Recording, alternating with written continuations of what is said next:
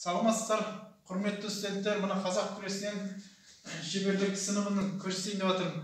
Біздің әдісіміз белден ұстап, жамбасқа лақтыру әдісі. Соны сіздерге көрсетейін. Ұстаған кезде сол қолмен белден ұстаймыз, оң қолмен екінші қолынан ұстаймыз да, ұстаған кезде бір деген кезде 1, 2, 3 мына кіреміз. 1, 2, 3 кіреміз. Тастаған кезде 1, 2, 3 мына жамбасты көтереміз мына. Қайталап тұрып. Тағы бір көрсетейін мына. 1 деген кезде 2 аяқтың ортасына, 2 деген аяқ арты, 3-шісі мына алдына түседі. Алдына түскен кезде мына аяқты ұрамыз. Екінші жағы көрген кезде оң қолмен белден, сол қолмен екінші қол несін ұстап, 1 деген кезде ортаға, 2 артқа, 3 лақтырамыз. Тағы қайталап өтейін. 1, 2, 3. Енді сіздерге көрсететінім тағы бір мойындан ұстап, жамбасқа лақтыру. Ұстаған кезде бірінші аяқ ортаға, екінші мойындан ұстап, жамбасқа лақтыру әдісі. Ұстаған кезде 1 деген кезде 1, 2, 3 мін жамбасқа кіреміз. Жамбасқа кірген кезде көтереміз. Тағы бір көрсетемін. Кірген кезде 1 деген кезде ол аяқтың ортасы, 2 деген аяқ, мына аяқ артқа кетеді, 3 дегенде тартамыз. Енді осы екі әдісті несіні контур қарсыласын көрсетейін. Енді осы бірінші әдісімізді белден ұстап жамбасқа лақтыру әдісіні шәкіртіміз көрсетеді. Осыны қарсы әдіс қазір. Сен көрсет. Енді осыны егер күрескен кезде қайтып күрескен кезде кірген кезде кірема, сол кезде аяқ мініп, 10 аяқты алға шығарамыз да, артқа бұра кеткен тастаймыз. Мына қайтып сіздер көрсетейін, қайталап. Кірген кезде, тоқтайым, сол кезде сіздер жылдамдық болу керек. Әрнәсеге мына 10 аяқты қойған кезде сразу аяқты бұяқ шығарамыз да, артқа тастау. Осы әдісті біз шәкіртіміз көрсетеді, қарсы әдісті. Мен белден ұстап, жамбасқа лақтыру. Бір кірген кезде сен алға кіреді да, лақтыра бер.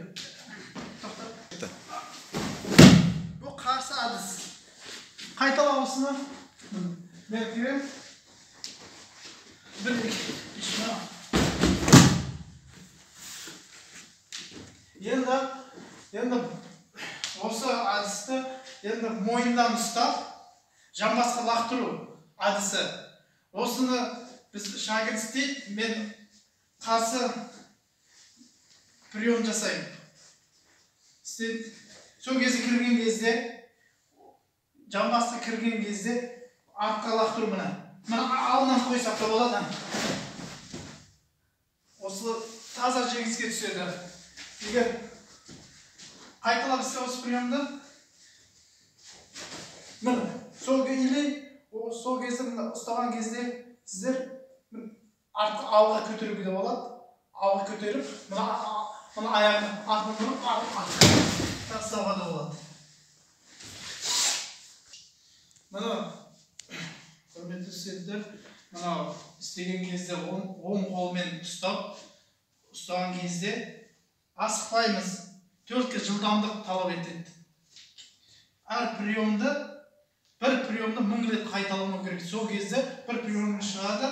Сол кезде де істеген кезде, аяқ қойған кезде бар. Аяқ қойған кезде мұна қолды тартамыз да, мұнан өзіне тартып, мұна аяқты басамыз. Жамбасты көтеремін. Басқан кезде өздері сіздерге күш көп талап етпейді, приемды жақсы білгеннен кейін. Осыны қарсы әдісіні көрсетеді. Мен кірген кезде, жамбасы кірген кезде қалай істеледі? Бұл арты. Осы қайталаймыз осыны. ұстаған кезде, мына кірген кезде жылдамдық құрып етеді. Тағы бір қайталап кірдім. Енді аяқтан шабу әдісін көрсетеміз. Аяқтан шабу әдісі кезінде, күрескен кезде оң қолмен иықтың астынан ұстап, екінші қол сол қолынан ұстап, күрескен кезде, бір жақпен күрескен кезде, мына алдыңғы аяққа салмақты көп түсірмейміз. Себебі осы аяқпен жұмыс істеген кезде жамбасын лақты ұрмай. Тастаймыз. Бұл аяқтан шалу. Осыны істеген кезде мұқият көріп тыңдап. Бұл аяқтан шалу әдісі. Осы әдістің қарсы нелері. Осыны сіздерге көрсетем. Егер бұл маған осыны кірген кезде, сол кезде мұны әдісі алдынан кіріп, алға лақтырамыз. Қайталам мұны. Бұл кірді, сол кезде мұны аяқты бүйтіп шығарамыз, алдынан қоямыз мұны аяқ. Қараңыздар. Уже таза жеңіс болады бұл әдіс. Егер бұл тастаған кезде бұлай түссе, бір иық тимесе жартылай жеңіс болады. Егер бұлай түссе, таза жеңіс. Егер сіздерге жамбаспен түсуді әдісін көрсетейін, тастаған кезде жамбас әдісі. Мынау жамбас әдісі болады. Күрескен кезде тартағанда қол тиіп қалса, мынау бөк әдісі болады. Қол тиген жағдайда, или тізе тиген жағдайда бөк болады. Ол үшін қарсыласқа сіз қарсы әдіс жасау арқылы болатын жаттығулар. Одан кейін осы әдісімізді енді өзіміз шәкіртіміз көрсетеді.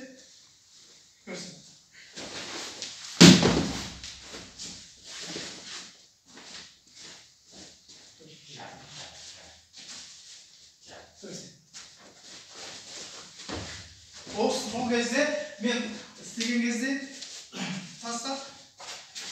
кезде алдынан кіреміз. Енді осыны қарсы әдісін көрсетеміз. Бұны мен жасаған кезде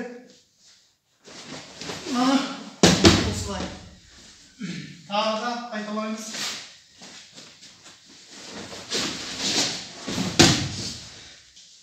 Енді осы әдісті күрескен кезде қолданамыз.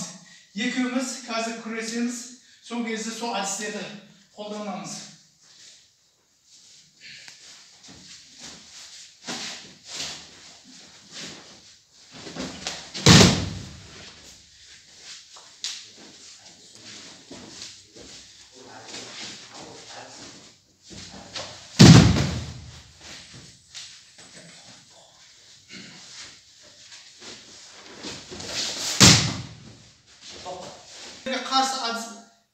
Қарсы әдісті көрсетеміз.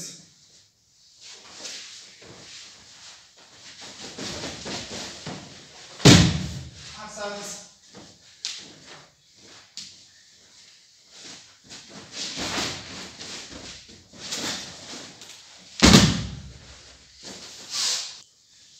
Мен сіздерге осы 3-4 әдістерді көрсеттім.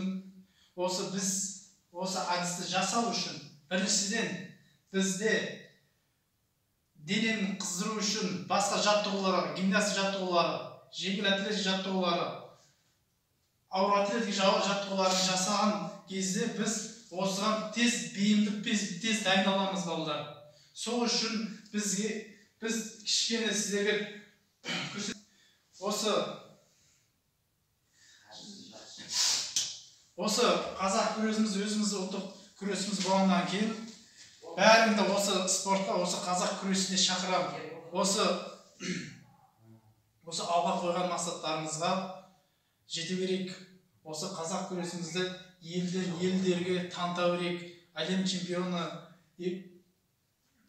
чемпион миралар, балдар, шагирттер чыгару керек. Бәріңізге тілейтінім осы бәріңізді спортқа шақырамын.